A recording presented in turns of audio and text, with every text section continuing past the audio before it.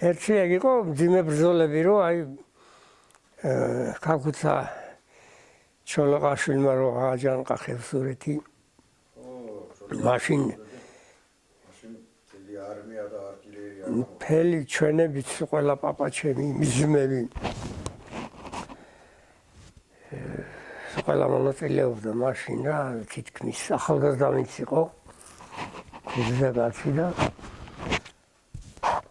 რა მოხდა, ტყუილად ხევსურეთ განადგურდა. მერე რომ დამარცხდეს აჯანყება, მოსთხოვა მთავრობამ, რომ ჯერ ის მოთავეები ხო დაიჭირეს, დახვრიტეს. დაახლოებით 50 კაცამდეა ზოგის სროლებში, ზოგი დაჭერილი. მერე მოსთხოვეს იარაღის ჩაბარება. განაიარაღეს ერთი სიტყვით ხევსურეთი. ეს ხევსურეთი სოფლები ხო დაწვეს. ჩირდილი ბუჩუყურთა ბარისა ხო და ეს წინასწარ მეტყველი რო ყოფილა გაგა, თარხანად გაგა, ბუჩუყურელი.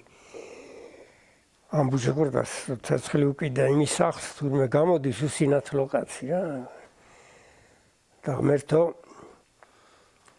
მიშველეო რა დღეს მოვესწარიო თურმე დაილაპარაკა და სად არის ღმერთიო და ჰკრეს ხელი ამ ჯარისა და გამოსული ეს ჩააგდეს და დაიწყო. თურმე წინასწარ ამბობდა რომ მე ცეცხლში ვიწევიო. მაშინ ეგ მოხდა 22 წელში ეგ ამბები და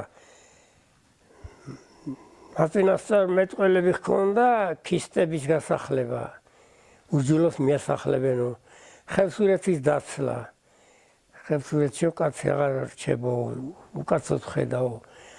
ხევსურები 52-11 წელში გადაასახლეს, ქისტები 53-ში.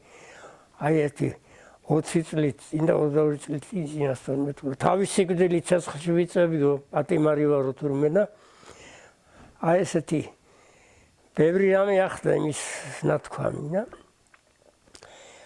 მაშინ განიცადა ხევსურეთმა ძალიან დიდი ზიანი და ზარალი.